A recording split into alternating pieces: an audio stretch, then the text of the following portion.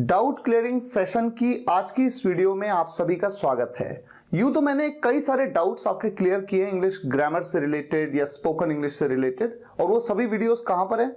Channel की playlist में अगर आप जाएं डाउट क्लियरिंग सेशन, एक एक करके आप सभी वीडियोस को देख सकते हैं। बहुत सारे डाउट्स क्लियर किए हैं। तो आइए शुरुआत करते हैं। देखिए, सबसे पहले एक स्टूडेंट ने मुझे पूछा था कि आई एम अफ्रेड और लेस्ट, इनका सेंस क्या होता है, किस तरह से सेंटेंस में यूज किया जाता है। तो सेंस क्या है? कहीं ऐसा ना हो ये हो जाए, कहीं ऐसा ना हो ये हो जाए, या फिर मुझे डर है कहीं ये ना हो जाए, मुझे डर है कहीं ये ना कर दें आप।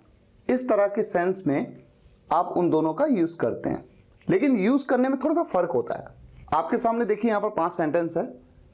आई am afraid if we pour more water into the cooler it may flow out.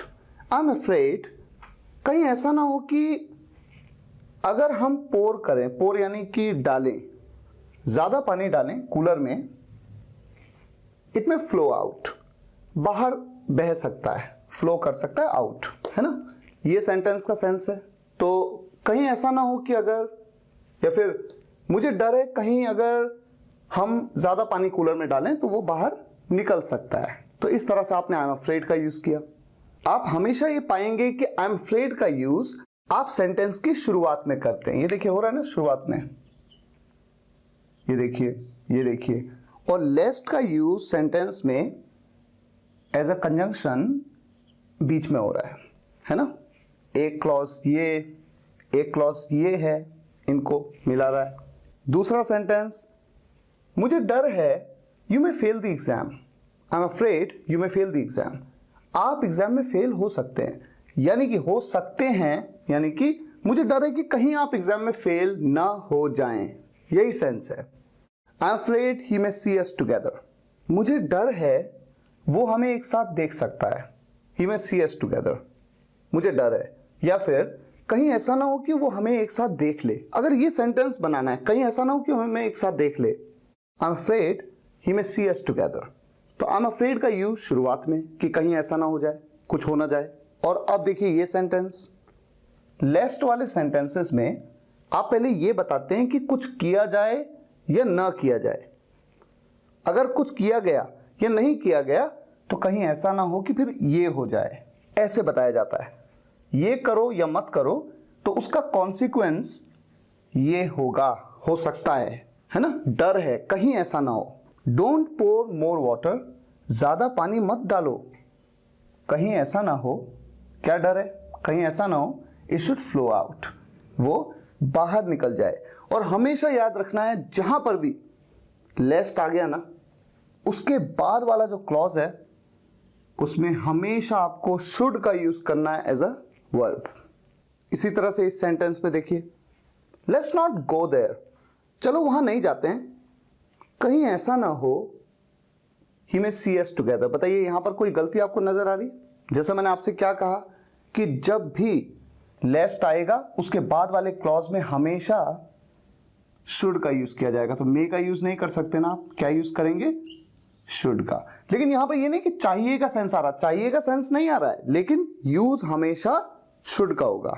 तो कुल मिलाकर आपने ये देखा कि कहीं ऐसा ना हो या मुझे डर है कहीं, यहां पर भी मुझे डर है कई वाली बात हो सकती है। जैसे कि ज्यादा पानी मत डालो, मुझे डर है कहीं वो बाहर ना निकल जाए, ऐसे ही बनेगा बस, ठीक है।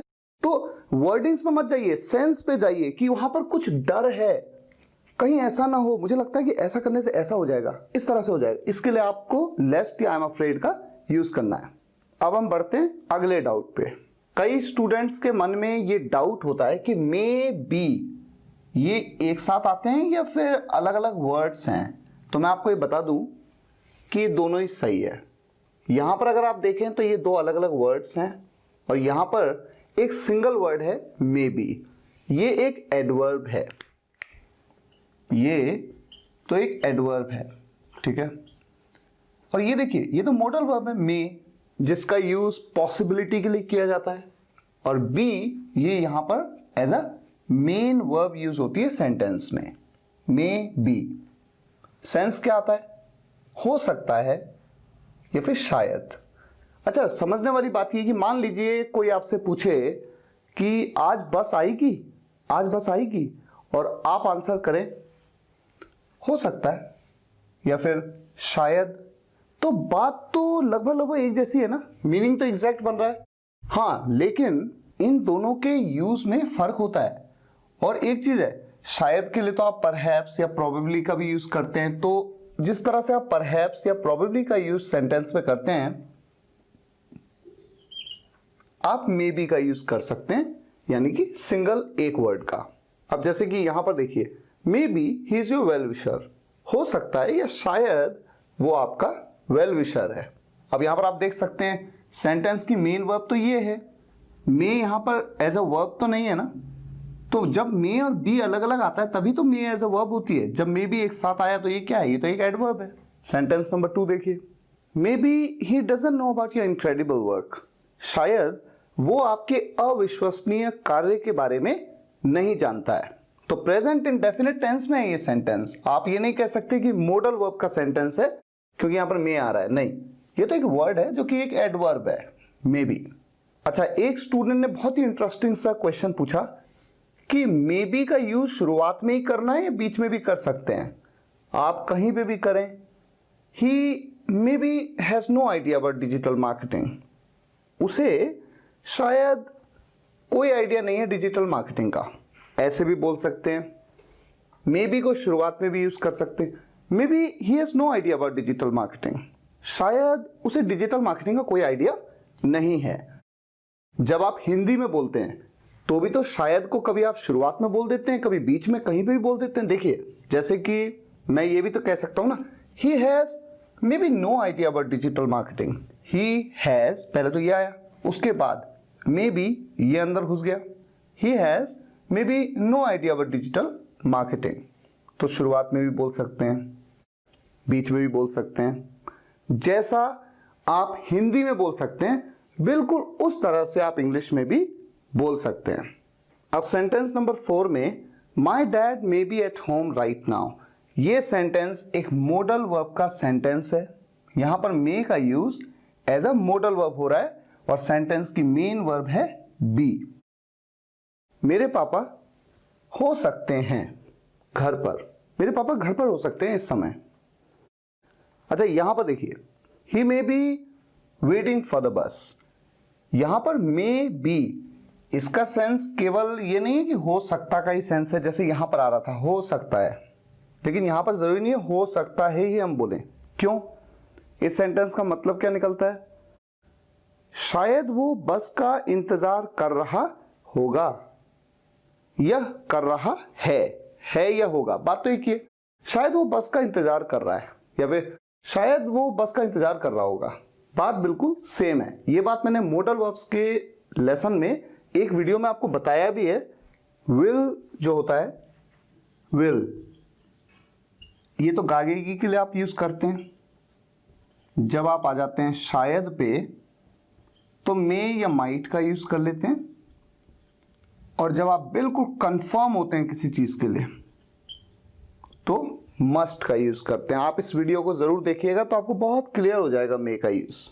तो अगर मैं कहूं कि सेंटेंस का मतलब बन रहा है वो शायद बस का इंतजार कर रहा होगा या वो शायद बस का इंतजार कर रहा है, तो शायद का सेंस आ रहा है। जबकि इस सेंटेंस में मेरे पापा घर पर हो सकते हैं इस वक्त, यहां पर हो सकता है का सेंस आ रहा है।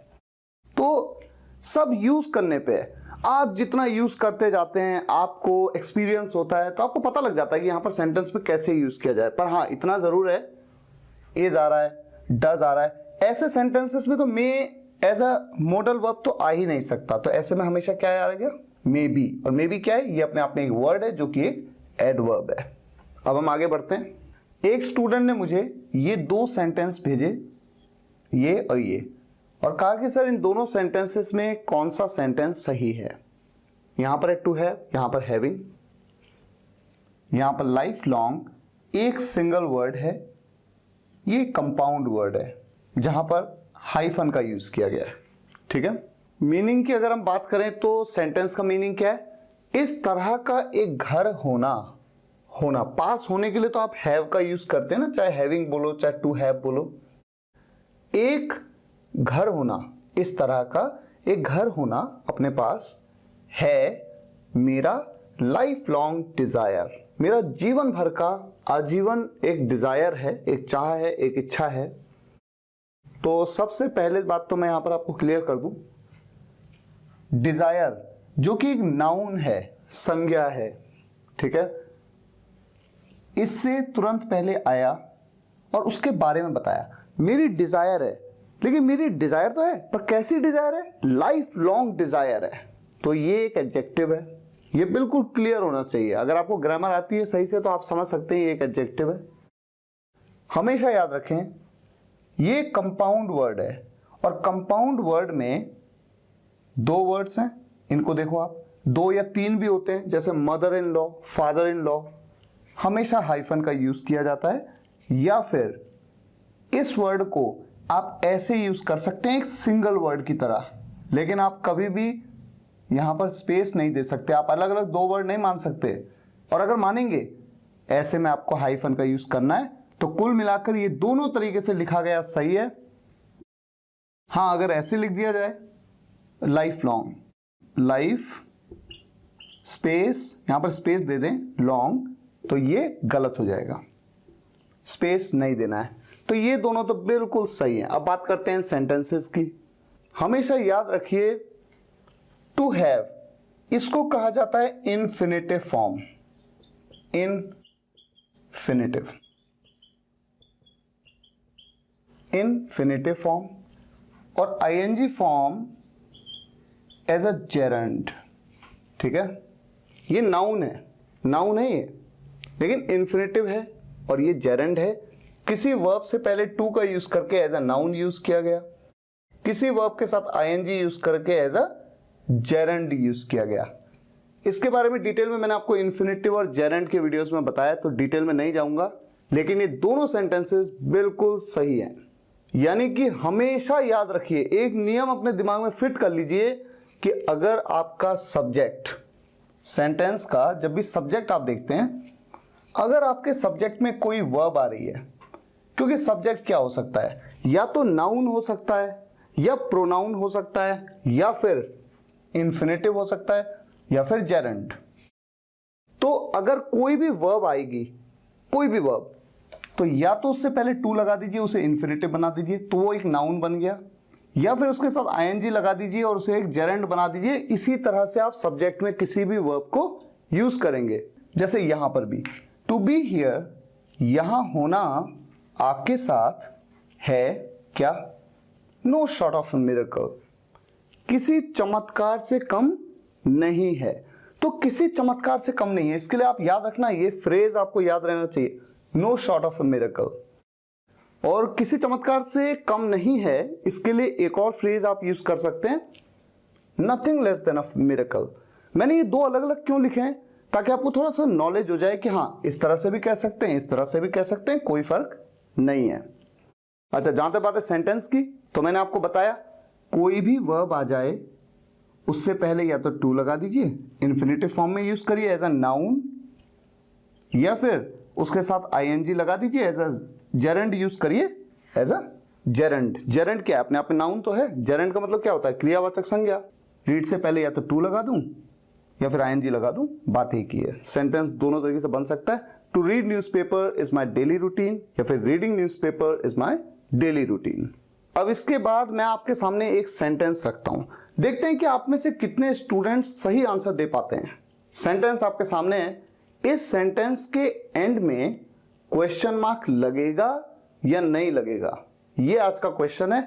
इसे आपको इस वीडियो के कमेंट्स में लिखना है, और अगले डाउट क्लियरिंग सेशन की वीडियो में मैं इस डाउट को भी कवर करूंगा। फिलहाल आज के लिए यहीं तक। अगर आपको ये वीडियो पसंद आया हो तो लाइक और शेयर जरूर करिएगा, और कमेंट्स में जरूर बताइएगा कैसा लगा। Thank you so much for watching this video guys, take care, goodbye. सभी वीडियोस एक के बाद एक देखने के लिए आप चैनल की प्लेलिस्ट में जाइए, या फिर स्पोकन इंग्लिश गुरु एंड्रॉइड ऐप इंस्टॉल कर लीजिए। आप चाहे तो कंप्लीट कोर्स किट भी मंगवा सकते हैं जिसमें मेरी सभी बुक्स हैं और साथ ही लेसन वाइज वीडियोस की पेन ड्राइव भी। विजिट करिए मेरी वेबसाइट www.spokenenglish.guru। अगर आप एक सक्सेसफुल ब्लॉगर बनना चाहते हैं तो आप मेरा ब्लॉगिंग कोर्स भी ज्वाइन कर सकते हैं जिसमें आपको 6 मंथ्स का फ्री टेक्निकल सपोर्ट दिया जाता है। अधिक जानकारी के लिए विजिट करिए www.wemakebloggers.com।